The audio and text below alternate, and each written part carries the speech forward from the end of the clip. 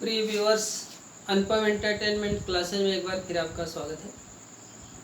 तो आज रविवार है, तो हम लोग साइबर ठगी के बारे में चर्चा करेंगे। इतनी जागरूकता के बावजूद, लाख कोशिश करने के बावजूद आए दिन कोई न कोई साइबर ठगी का शिकार हो जा रहा है। इसका अर्थ सीधा सा है कि हम आप अभी उतने जागरूक नहीं हुए जितना होना चाहिए।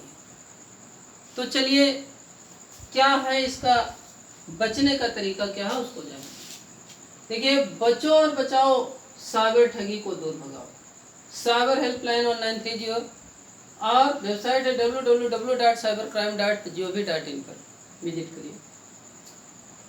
देखिए, जो साइबर अपराधी होता है वास्तव में मानव कहलाने का अधिकारी नहीं, वो दया का पात्र भी नहीं है, और बहुत से लोग इनके जाल में फंसकर अपने जीवन भर की गाढ़ी कमाई गंवा बैठे। अभी वाराणसी में जो एक चिकित्सक महोदय थे,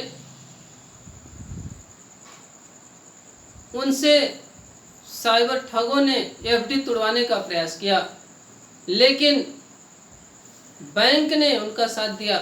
बैंक के कर्मचारी उनको जागरूक किए और वो ठगी होते होते बच गए।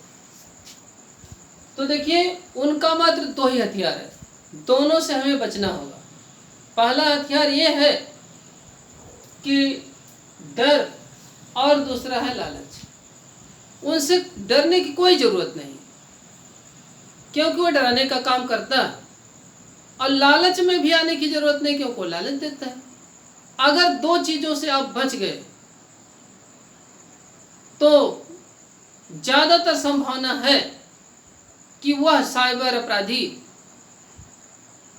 वो भेड़ियों की तरह जो बैठा हुआ है, आपकी जीवन भर की गाढ़ी कमाई के लूटने का सपना देख रहा है, अपने सपने में कामयाब नहीं होगा। तो करता क्या है उसको पहले जानिए, तब तो बचेंगे। इस समय का जो सबसे उसका मुख्य हथियार डिजिटल अरेस्ट चल रहा है।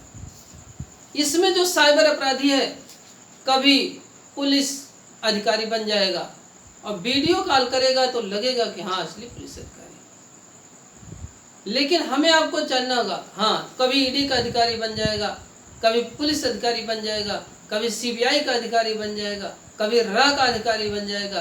कहेगा कि सर, आपके आधार कार्ड, पैन कार्ड, बैंक का उपयोग अवैध ड्रग में, तस्करी में, आतंकवादी गतिविधियों में, अवैध लेन देन में किया जा रहा है। यदि आप इससे बचना चाहते हैं तो जो मैं कह रहा हूँ उसको करना होगा। इससे बचने का तरीका मैं बता रहा हूँ। दूसरे को दे देगा कॉल तो वो कहेगा ठीक है, कुछ पैसा जो है जमा करिए, फिर बाद में आपको वापस हो जाएगा, और इस तरह अपने जाल में फंसाता है। जैसे जैसे आप पैसा जमा करते हैं, नहीं समझ पाते हैं, तो उसके जाल में फंसते चले जाते हैं। वो डिजिटल अरेस्ट कर लेता है, जबकि भारतीय कानून में डिजिटल अरेस्ट नाम की कोई चीज़ है ही नहीं। इसलिए अगर ऐसी घटना किसी के साथ होती है तो अपने चिर परिचित परिवार के सदस्यों के साथ शेयर करें। वो कितनों कहे ना बताना, लेकिन आप बताइए जरूर। लोगों से पूछिए, समाज से पूछिए, नात रिश्तेदारों से पूछिए, डरिए मत। दूसरा चीज़ है ट्रेडिंग, निवेश। अब देखिए, यहाँ तो लालच देता है। जब आप किसी को जानते नहीं हैं, कोई अनजान व्यक्ति है, वो ट्रेड व्यापार करने के लिए कहता है, निवेश करने के लिए कहता है कि हम तो 3 महीने में आपका डबल कर देंगे, शेयर मार्केट में लगाने के लिए कहता है, 2-4 बार देता भी है, फिर उसके बाद आपकी सारी संपत्ति लेके भाग जाता है। तो इससे भी ट्रेडिंग, निवेश, ये सब जो भी ऑनलाइन प्लेटफॉर्म, उस तरह की बिना नामी गिरामी कंपनियां हैं, उससे हमें बचना है, नहीं तो हमारा सारा पैसा डूब जाएगा। लोन का ऑफर देता है, कभी निजी बैंक है, इसका कर्मचारी बनेगा, उसका कर्मचारी बनेगा। जैसे आप उसके जाल में फंसते हैं, प्रोसेसिंग शुल्क के नाम पर धीरे धीरे लेता चला जाता है, लोन पास ही नहीं होगा। APK फाइल, ये जो है सबसे खतरनाक है। देखिए, कभी भी किसी अनजान लिंक पर क्लिक न करें, चाहे वो APK फाइल हो, चाहे कोई लिंक आ रहा है उस पे कदापि ना क्लिक करें।